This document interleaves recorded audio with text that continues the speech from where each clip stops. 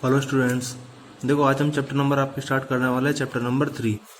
और एक चीज़ और, यही चैप्टर आपका, ये जो आज की वीडियो रहेगी आपकी इंट्रोडक्शन की वीडियो रहेगी, और ये वीडियो क्लास 9th और 10th दोनों के लिए ही सेम रहेगी। ठीक है, नेक्स्ट वीडियो की जब हम बात करेंगे तब पर्टिकुलर हम क्लास वाइज अलग अलग बनाएंगे, लेकिन ये वीडियो मैं जहाँ तक कहूँगा वहाँ तक की दोनों सेम रहेंगे। ठीक है, चैप्टर का नाम आपको दे रखा है बहुपद। ठीक है, बहुपद पॉलिनोमियल जिसको बोलते हैं।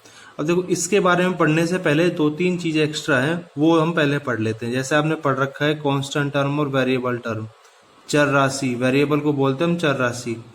ये क्या होता है, अंग्रेजी वर्णमाला के अक्षर को हम क्या बोलते हैं, चर राशि बोलते हैं। ठीक है, और चर राशि का मान अलग अलग परिस्थिति में बदलता रहता है। क्या है कि जैसा आपने देखा होगा कि किसी क्वेश्चन में x की वैल्यू 2 आ जाती है, किसी में 3 आ जाती है, किसी में 4 आ जाती है। ये वैल्यू किस पे डिपेंड करती है, क्वेश्चन पे डिपेंड करती है। तो हम क्या कह सकते हैं कि चर का मान अलग अलग परिस्थिति में बदलता रहता है। Alphabet letters of English is called the variable and values of variable are changing according to the condition. ठीक है, वेरिएबल राशि को हम A B C small letter में बताते हैं, ABCXYZ हो गया ये। ठीक है, इसके बाद बात करते हैं अचर राशि की, कांस्टेंट टर्म की। कांस्टेंट टर्म की वैल्यू क्या होती है कि values of constant term are fixed. अचर राशि का मान हमेशा निश्चित रहता है, हमेशा इनकी वैल्यू फिक्स रहती है, अचर राशि कांस्टेंट टर्म का मान। और ये कांस्टेंट टर्म कैसी भी कंडीशन हो चाहे उनका मान कभी भी नहीं बदलता। जैसे आपकी जितनी भी गिनती है 0 1 2 3, ये राशि हमेशा फिक्स राशि होती है, इसलिए ऐसे इनको हम क्या बोल देते हैं, संख्याओं को हम अचर राशि बोल देते हैं, कांस्टेंट टर्म। ठीक है, इसके बाद बात आ जाती है एक चीज और, वो मैंने लिखी नहीं है। वो चीज क्या है कि अगर मान लो चर और अचर राशि दोनों एक साथ मिल जाएं तो उनसे मिलकर हमेशा चर राशि बनती है। जैसे मान लीजिए अगर हम कहें ये 2x है, तो यहाँ पे ये 2 तो कैसी है, अचर है, लेकिन x कैसा है, चर है, वेरिएबल है। लेकिन अब ये पूरी टर्म मिलकर क्या बन गई है आपकी, ये चर राशि ही बन गई है। ठीक है, इसके बाद बात करते हैं बीजीय व्यंजक की। कोई भी बीजीय व्यंजक क्या होता है, अलजेब्रिक एक्सप्रेशन। जब किसी चर और अचर को चारों मूलभूत संक्रियाओं के साथ व्यक्त किया जाता है। देखो, मूलभूत संक्रिया यहाँ पे क्या है, गणित में संक्रिया क्या होती है, जोड़ घटा भाग गुणा। तो ऐसे ही किसी भी चर और अचर राशि से मिलकर बनने वाले समीकरण को हम क्या बोल देते हैं, एक तरह से बीजीय व्यंजक बोल देते हैं। ये चीज जो आपकी दे रखी है, when variable term and constant term are expressed by the fundamental operations। fundamental operations आपकी क्या है, प्लस माइनस, ये आपका एग्जांपल दिखा रखे, is called algebraic expression। जैसे दे रखा है 4x 6x + 7 minus x square plus 3x x/3। तो ये जो है प्लस माइनस अपॉन डिवाइड का साइन, ये सारे क्या होते हैं, फंडामेंटल ऑपरेशन होते हैं, मूलभूत संक्रिया, जोड़ घटा भाग गुणा। ठीक है, अब बात करते हैं हम जो हमारा टॉपिक है मेन, उस पर बात करते हैं। टॉपिक हमारा क्या दे रखा है आपको, टॉपिक हमें दे रखा है बहुपद, पॉलिनोमियल, जो हमारे चैप्टर का नाम है। तो यहां तक मैं समझता हूं आपको समझ में आ गया होगा। अब हम देखते हैं बहुपद के बारे में। देखो, बहुपद क्या होता है, बीजीय व्यंजक जिनमें चर की घात, घातांक का मतलब घात है, एक धनात्मक पूर्णांक संख्या हो, उसको हम क्या बोल देते हैं, बहुपद बोलते हैं। ठीक है, ठीक है, कि बीजीय व्यंजक जिनमें चर की घात एक धनात्मक पूर्णांक संख्या, उनको हम बहुपद कहलाते हैं। A polynomial is an algebraic expression in which the variable involved have only non negative integral power. धनात्मक को हम पॉजिटिव भी बोल सकते हैं यहाँ पे, और नॉन नेगेटिव भी बोल सकते हैं। ये क्यों बोला है, क्योंकि देखो इंटीग्रल जो पूर्णांक संख्या होती है, जिसको हम आई से दर्शाते हैं, पूर्णांक संख्या कौन सी होती है, पूर्णांक संख्या आपकी रहती है प्लस और माइनस वाली, जैसे 0 +-1 +-2 +-3। पूर्णांक में तो प्लस की और माइनस की दोनों संख्या आती है, लेकिन बहुपद में हमेशा आपका कौन सा पूर्णांक आता है, धनात्मक, नॉन नेगेटिव, या पॉजिटिव इंटीग्रल भी आप बोल सकते हो इसके।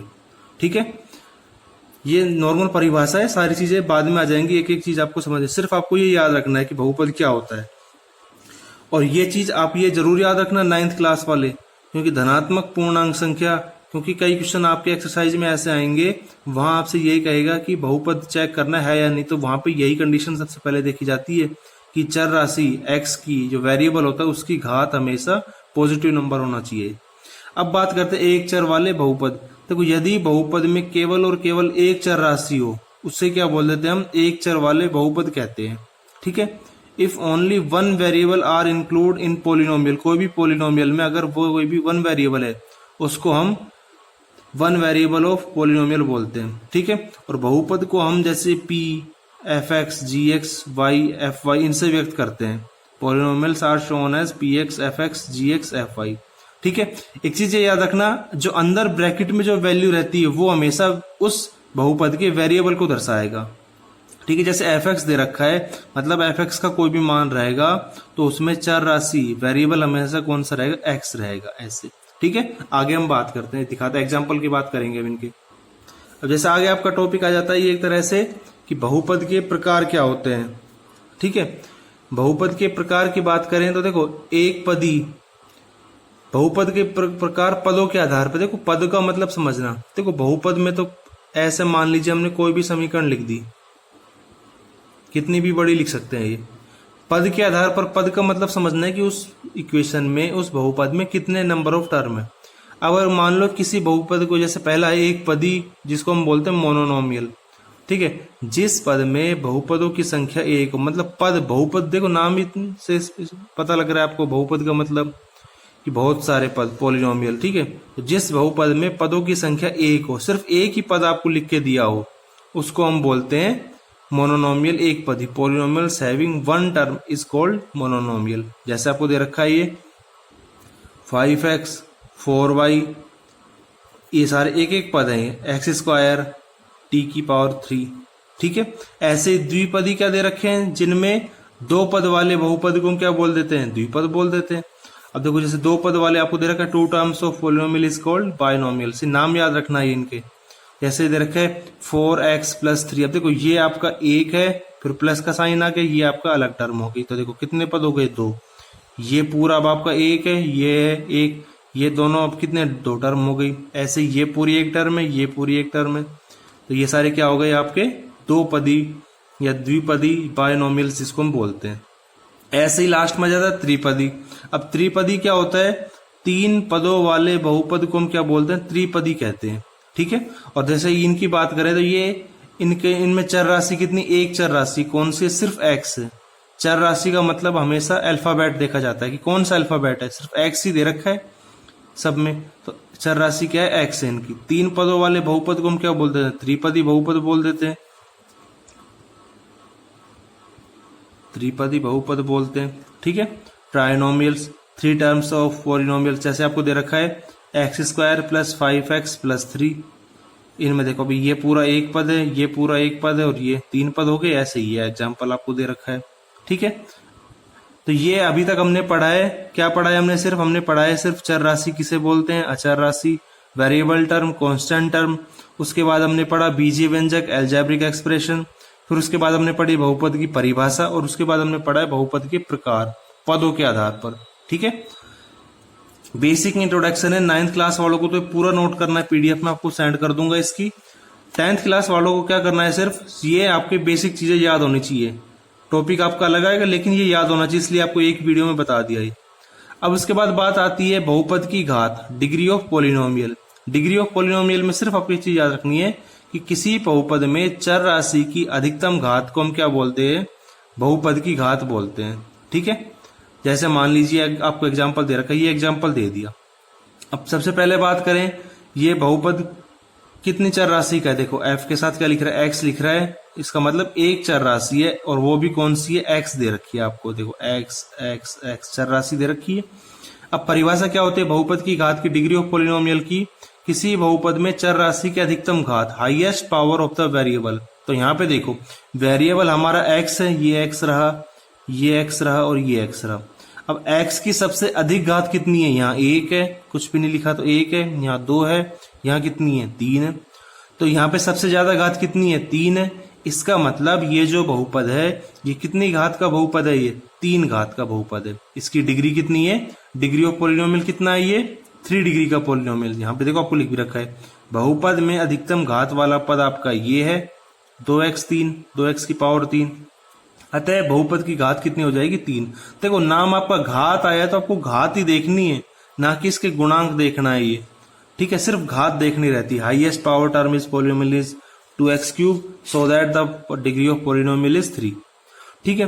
अब हम देखो दोबारा से वही टॉपिक पढ़ रहे हैं बहुपद के प्रकार, लेकिन वहां पे तो हमने पढ़ा था पदों के आधार पर, अब हम पढ़ रहे हैं किसके आधार पर, घात के आधार पर। ठीक है, घात के आधार पर क्या होता है, जैसे सबसे पहला जाता है types of polynomial based on degree. ये चीज समझ लेना, वो था हमारा बेस्ड ऑन टर्म, अब हम पढ़ रहे हैं बेस्ड ऑन डिग्री, मतलब डिग्री, ये जो हमने टॉपिक पढ़ा है ये पावर ऑफ डिग्री है। तो पहला आपको दे रखा है रैखिक बहुपद। देखो रैखिक बहुपद का मतलब क्या होता है कि ऐसा बहुपद जिसकी घात एक हो। देखो वहां भी वही था, जिस अगर पदों की संख्या एक है तब तो हो जाता है आपका एक पदी व्यंजक मोनोनोमियल, और अगर घात एक है तो वो हो जाता है आपका एक घातीय, या हम जिसको बोल देते हैं रैखिक बहुपद। ये नाम जरूर याद रखना, रैखिक वर्ड। रैखिक का मतलब क्या होता है, जिसकी घात कितनी हो, एक हो। ठीक है, if power of polynomial is 1 called linear polynomial, जैसे दे रखा है। अब आपको ये दे दिया, ये कोई पोलिनोमियल है।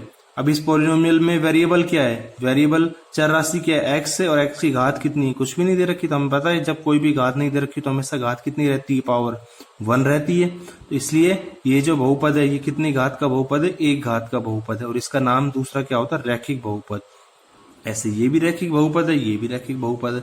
ठीक है, अब ऐसी बात करते जैसे ये तो था एक घात का, और जब हमारी दो घात हो जाती तब क्या देखते हैं, तो ये देखो द्विघात बहुपद। द्विघात बहुपद का मतलब क्या है यहाँ पे, कि ऐसा बहुपद जिसमें घात कितनी हो आपकी, 2 हो, तो उसे हम क्या बोल देते हैं, द्विघात बहुपद बोलते हैं। ठीक है, if power of polynomial is 2 called quadratic polynomial. ठीक है, द्विघात बहुपद बोलते हैं। अब इसके बाद आ जाता है आपका त्रिघातीय बहुपद। त्रिघातीय बहुपद क्या है, क्यूबिक पोलिनोमियल। ऐसा बहुपद जिसकी घात कितनी हो, 3 हो, उसे हम त्रिघातीय बहुपद बोलते हैं। If powers of polynomial is 3 called cubic polynomial. इसके एग्जांपल हम देखो नीचे देख लेते हैं। ये सबसे पहले हमने क्या पढ़ा, द्विघात बहुपद ये। ठीक है, घात कितनी हो, 2। तो यहाँ पे देखो ये आपको बहुपद के एग्जाम्पल दे रखे हैं। अब इसमें सबसे पहले बात करें इस फर्स्ट वाले में, इस वाले में चर राशि कौन सी है, वेरिएबल आपका x है, और x की सबसे हाईएस्ट पावर कितनी है, यहाँ 1 है, यहाँ कितनी है, 2 है। तो इसका मतलब ये कितनी घात का बहुपद हो गया, ये 2 घात का बहुपद। और 2 घात के बहुपद को हम क्या बोलते हैं, द्विघात बहुपद, क्वाड्रेटिक पोलिनोमियल। ऐसे ही ये देखो यहाँ पे अब चर राशि क्या होगी, जैसे यहाँ x थी तो यहाँ पे क्या हो गई, y हो गई। अब y की सबसे ज्यादा घात कितनी है, 2 है, तो इसलिए इसको भी हम क्या बोलते हैं, y द्विघात बहुपद या क्वाड्रेटिक पोलिनोमियल। ऐसे ही आपका ये है एक्स स्क्वायर प्लस में 2x। ठीक है, अब यहाँ पे देखो एक्स स्क्वायर प्लस में 2x है, तो यहाँ पे x की घात कितनी है, सबसे ज्यादा 2 है, तो ये आ गया 2x स्क्वायर। ये अपने आप में x की घात 2 है, तो ये एक यही हो गया द्विघात बहुपद। ऐसे ही ये आपके जो एग्जाम्पल दे रखे त्रिघातीय बहुपद के दे रखे, त्रिघातीय मतलब 3 घात, क्यूबिक पोलिनोमियल। तो यहाँ पे देख लो वेरिएबल आपका x है, x की सबसे हाईएस्ट पावर कितनी है, 3 है, तो ये त्रिघातीय बहुपद है। ये भी त्रिघातीय है और ये भी आपका त्रिघातीय बहुपद है, क्यूबिक पोलिनोमियल है। ठीक है, तो अब यहाँ पे देखो ध्यान से सुनो, यहाँ तक की जो ये वीडियो है ये आपके 9th क्लास वालों के लिए है। ठीक है, ये जो आपको जहां तक पढ़ाया है आपको बहुपद के प्रकार तक, ये आपको फेयर कॉपी में नोट करना है।